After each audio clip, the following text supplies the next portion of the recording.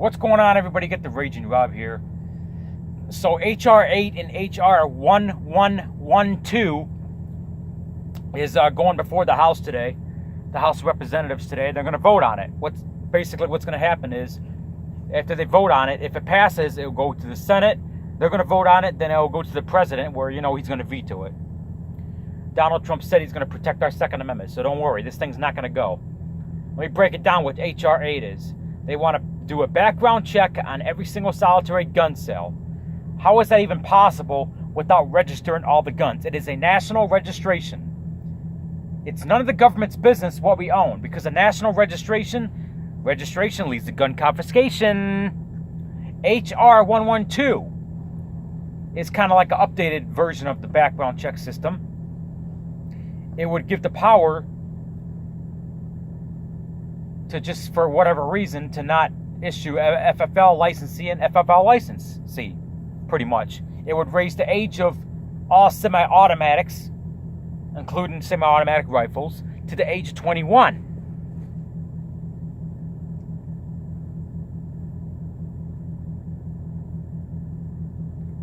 Now, the Justice Department said that they cannot share that information. The ATF, when you go to a background check, the information of the gun cannot be shared unless it's a national registration. But they cannot enforce this law, HR8, without a national registration. It's not possible. So I'm just trying to understand how the ATF is going to enforce this. They can't. It's a libtarded bill, started by a libtard. I think somebody named Buchanan started this shit. No, it was a guy. It was a Democrat out in California that started this shit. So don't hold your breath too long, because we do have the presidency and we do got powers in the Senate that will, make sure this does not pass. So if don't get too scared if it does pass the House of Representatives, and it probably will pass the House of Representatives. Any congressman or woman that votes yes on this bill is a traitor to the Republic. And that's one reason I support Congressman Matt Gaetz out of Florida, even though he's had multiple drunk driving arrests. What the fuck is going on with this truck stop? Get some flatbed truck blocking here. I'm in Utah. This guy next to me wants out, and his flatbed is blocking.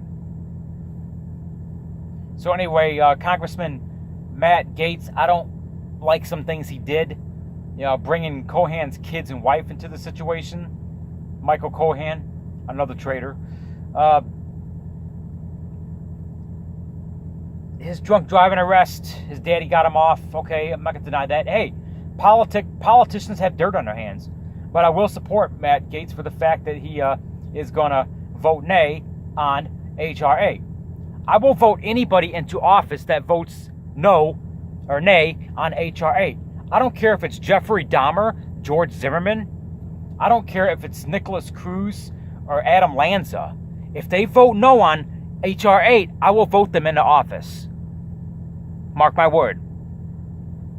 So, if it's Ted Bundy or Hitler, I will vote them into office if they're going to vote no on HR8.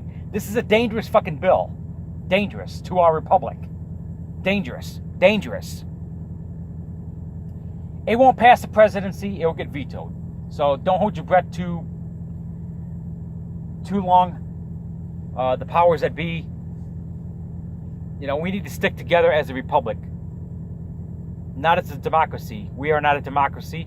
We are a constitutional republic. So don't hold your fucking breath too much. Okay? We still got power. Lots of it.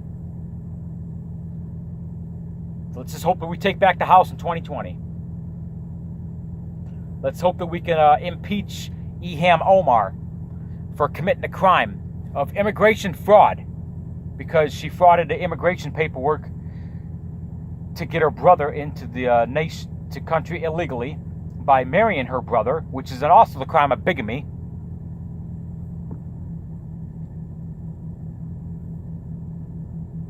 She doesn't have a birth certificate because she was unable to obtain a birth certificate because of the chaos in Somalia. So we don't know much about this congresswoman, but yet they're going to vote her in. That's how stupid people are. Just like Alexandria Ocasio-Cortez. Look how dumb she is. People vote her in. She won that thing by a miracle. Anyway, I'm going to go inside this restaurant and get my breakfast. Well, it's almost lunchtime now. I got to go to Phoenix. I got to unload, and I got to pick up a 2-stop load, head to California. So, I'm a little tired. I'm a little wired. I had to drive all night. You know, the sleep schedule with trucking, it fucks up, you know. I had to wait all day for this fucking load, then I had to drive all night, so I had to, you know, drink some extra caffeine, stay awake. But I managed it. Obviously, I'm not stupid. If I get tired enough, I will pull over. I'm not that stupid. I never had a rollover accident. I've been driving truck for 14 years. But that's the way trucking is, you know. It's just, your sleep schedule changes at an instant. So I'll go inside here, get my breakfast. I'm going to try to get some exercise, walk around. I'm in southern Utah. I got delivered in Phoenix early in the morning. Arizona is... the housing market is, their prices in the housing market is going up. It's getting really expensive to buy a house there. So I'm thinking about Texas or Florida. I'm concerned about Florida. If they pass that assault weapon ban bullshit for 2020, I'll probably reject Florida. But we'll see what happens. We still got lots of power in Florida as far as conservatism. We still got lots of red in Florida. They're trying to pass that assault weapons ban bullshit, put it on a 2020 ballot. They got 89,000 signatures, I think, so far. They need 746,000 or something like that to put it on the ballot. I think Florida, if I'm not mistaken, I don't know my numbers real good. There's 11 or 12 million people in Florida. So they're not going to even, it's not going to even reach the ballot. They're not going to get enough signatures to reach the ballot on this thing, so I wouldn't worry about it. People, when these March for Our Lives nerds start knocking on doors in Florida, people are going to slam the door on them. I would. Slam the door and get the fuck off my property before I call the cops and you get a criminal trespass charge, and then your ballot becomes bullshit. Or your petition becomes bullshit. So, March for Our Lives, don't bang on my door.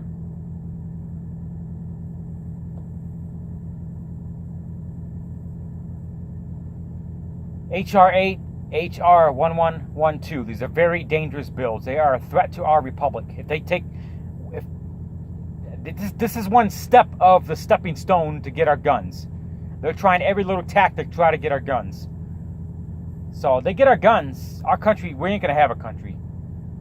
You see what happens with Venezuela and these other countries. They had Venezuela citizens that came out and said that they wish they never gave their guns up. So, look what happened. Look what's going on right now. Nicolas Maduro is a traitor. He is a dictator, warlord, cocksucker. And I hope what happens. I don't wish death on anybody. That's not the Christian that I am.